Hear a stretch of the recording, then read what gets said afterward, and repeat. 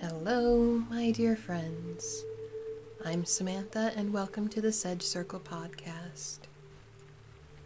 Every season, I like to align the background, music, and sounds in my podcast to reflect that season. This spring, I would like to imagine us sitting on a porch, watching an incredible spring rainstorm together. This, I feel, is something I inherited from my grandmother and great-grandmother. They were from North Dakota, and apparently storm watching is quite the pastime. But here on our porch, we can relax with a warm cup of something and have a nice little intimate chat about the workings of the universe, witchcraft, and how we fit into the grand scheme of things. I'd like to take a moment to acknowledge my international listeners from Canada, Italy, and Puerto Rico. I've said in the past I find it so encouraging that the voice of a small creator such as myself can have a voice that reaches so far around the globe. But I would like to thank all my listeners, both in my home country of America as well as abroad, for your support. There just wouldn't be a show without you.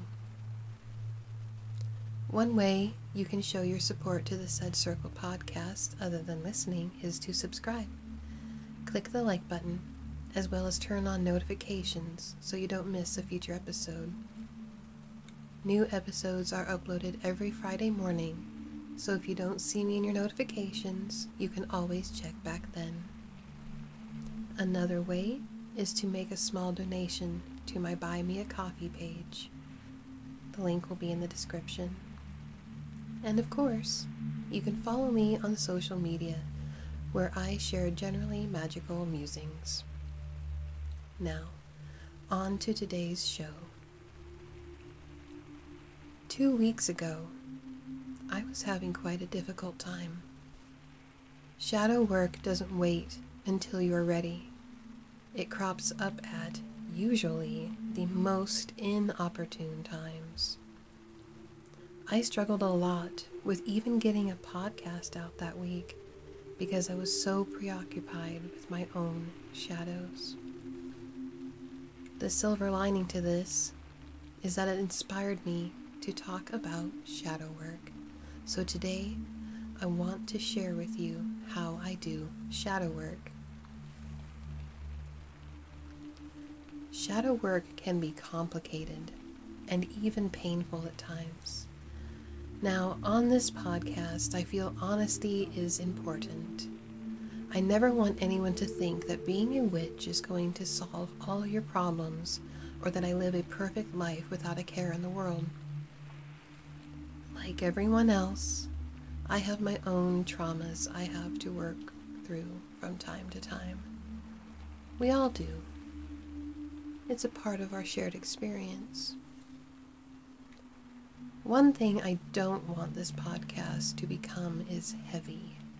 I created it with the hope I could offer a calm space to relax and think about life's big mysteries. And of course, a little witchcraft. But heavy is a part of life. And I don't feel denying the heavy honors life and our journeys. I also feel we need to normalize the fact that everyone has something they're dealing with at times. I feel if we understood this, we could better give people we love the space to process. Now, there are many schools of thought about what shadow work is and how to go about doing it. So today, I'm going to share with you my experiences, as well as how I work through my own shadows. But firstly, what exactly is shadow work? My understanding is it is delving into the deep recesses of your own mind and finding things that do not contribute to a healthy and fulfilling life. It's those little tidbits of negative experiences that linger in your mind and influence how you navigate your life. They are the things that make you feel inadequate, angry, jealous, unlovable, and so much more.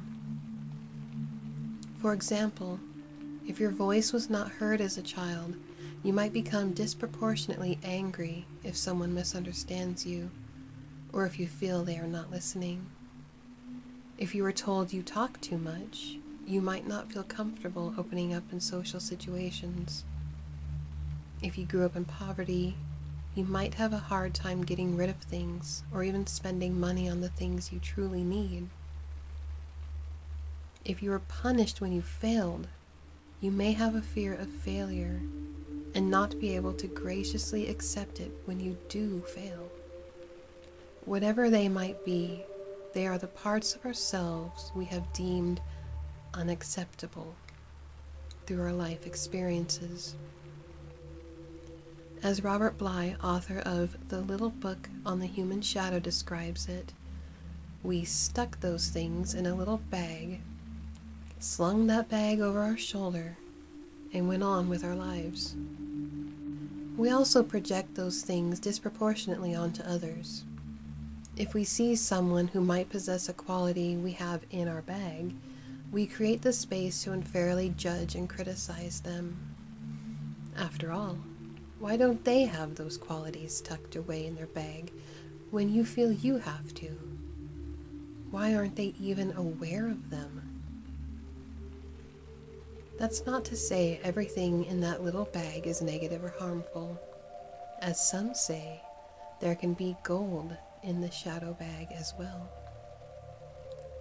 Shadow work is personal alchemy, and there are many parallels to be had between shadow work and alchemy.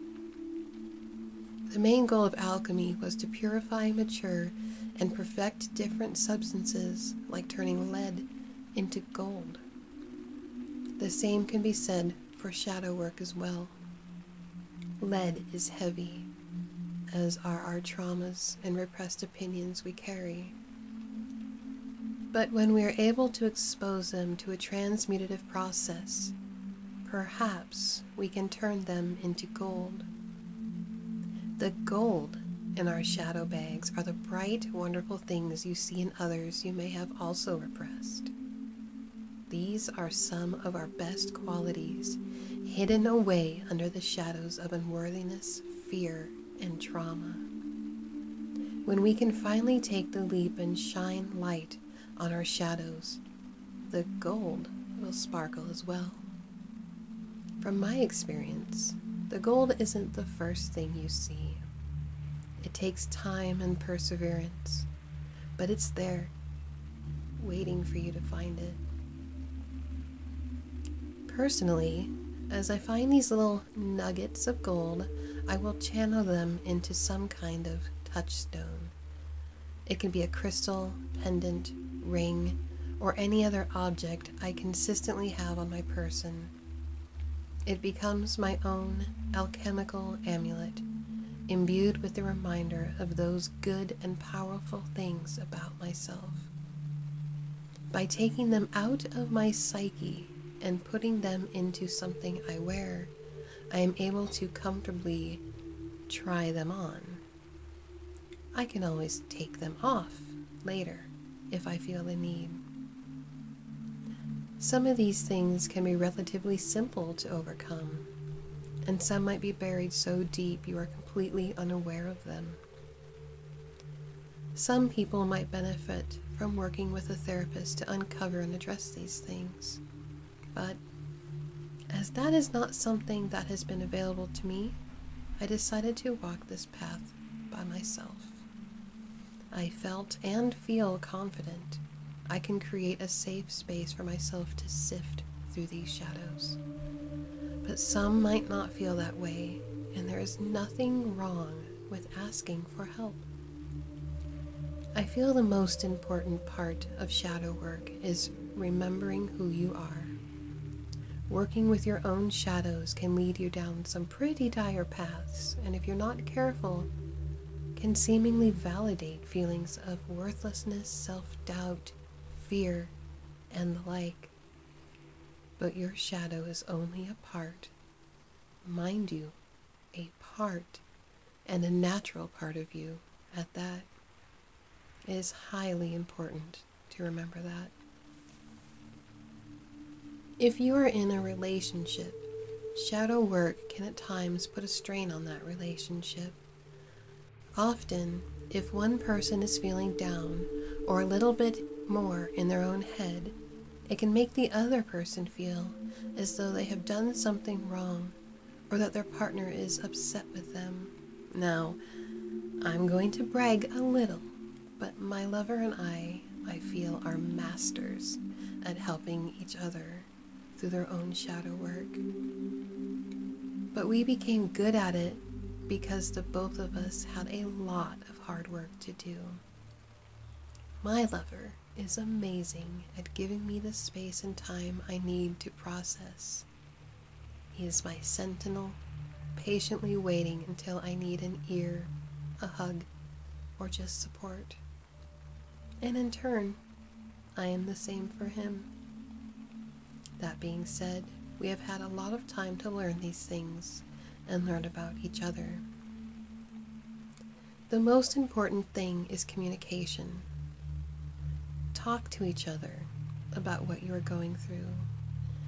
Now, this might sound obvious, but believe me, it is not. One thing that can be hard to remember is not to take your partner's mood personal.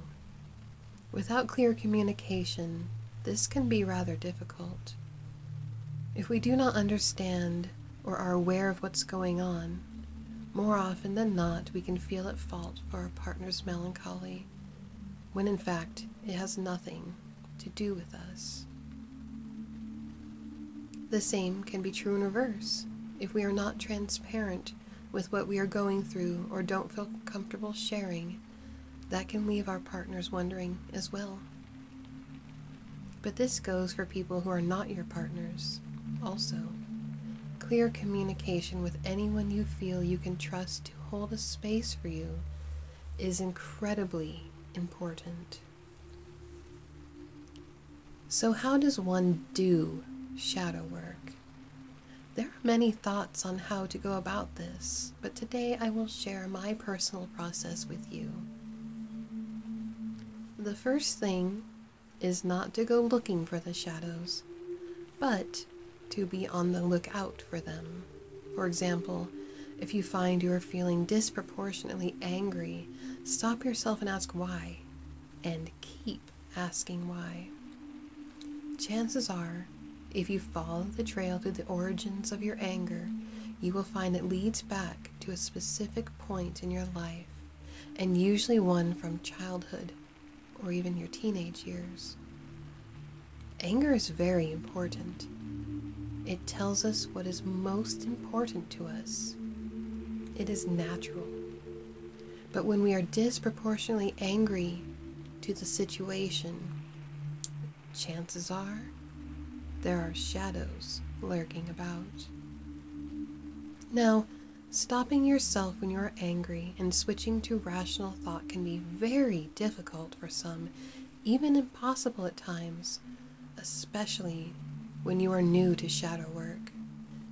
When I feel I am reacting disproportionately to a situation or even feeling down, I ask myself a few questions. Please feel free to write these down so you can use them later. The first question is, what am I feeling? Am I angry, sad, anxious? More often than not, we don't even know what we are feeling. We just know we are feeling. The second question is, why am I feeling this way? Give yourself plenty of time to explore this. Don't be afraid to travel as far back as you can to find the root of this emotion. The last questions I ask myself is, what can I do about it, and do I need help?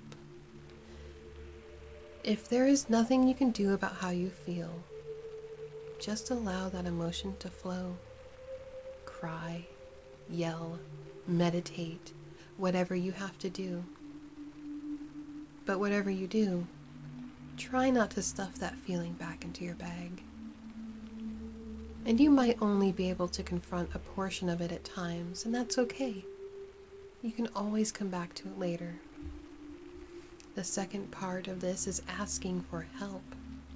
If you need help, consider the people who can help you. Again, there is nothing wrong with getting help. Sometimes we just need a friendly ear and someone to help carry that heavy load in our bags, even if just for a little bit. As the old song goes, that's what friends are for.